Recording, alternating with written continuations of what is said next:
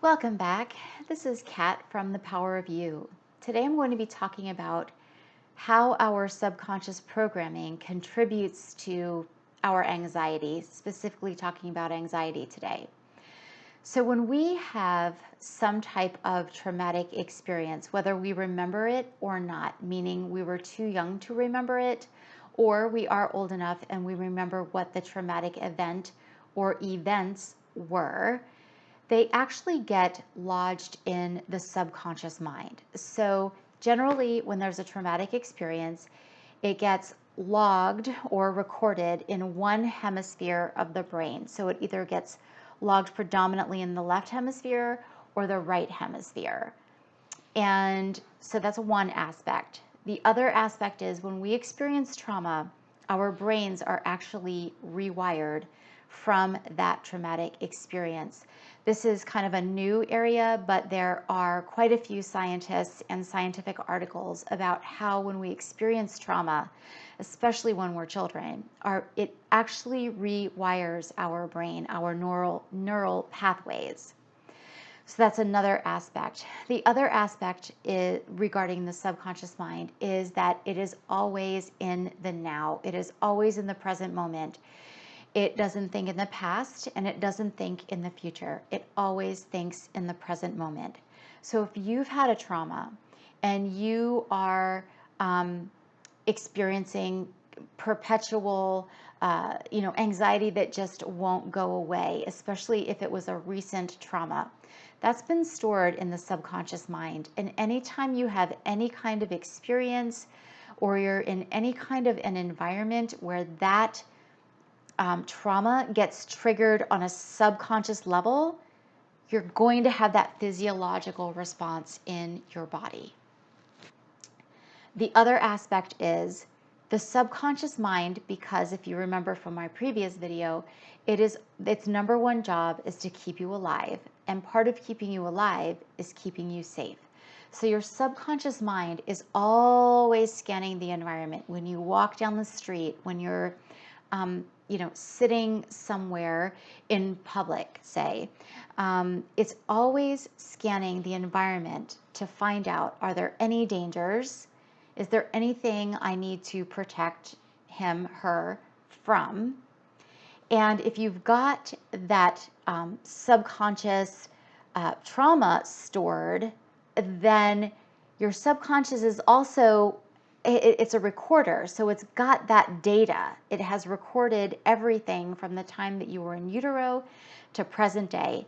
And in that scanning process, if it finds a file, as a computer analogy, if it finds a file related to something dangerous or something that is going to threaten your life, it's going to trigger that. And that's when you get that physiological response. So you could be in an environment and not even be aware of why you're feeling anxious.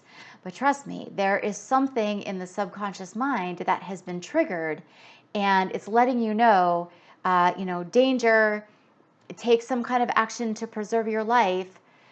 So that is usually the reason for perpetual or sometimes social anxiety. So just different, the ways that anxiety shows up differently.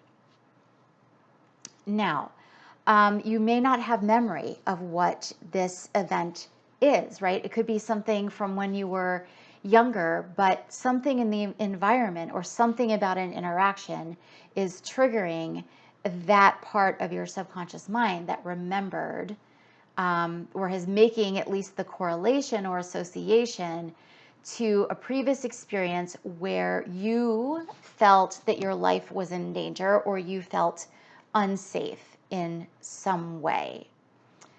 So that is most likely what is being triggered. So it's possible that there's even more than one trauma that's being triggered. So if you are in a perpetual or constant state of anxiety, there's probably multiple traumas that are being triggered on the subconscious level where it feels like, okay,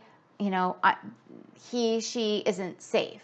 So If you've addressed other issues, for instance, your diet or exercise, or maybe gluten can trigger anxiety in some folks, and if you've taken the steps to look at, is there something happening, from a medical standpoint, if you've addressed that, and if you have addressed different like lifestyle issues, meaning you're not staying up all hours of the night, you're going to bed at a reasonable time, you're getting a reasonable amount of sleep, you're not completely stressed out. I mean, these are really obvious reasons why someone would be experiencing a lot of anxiety.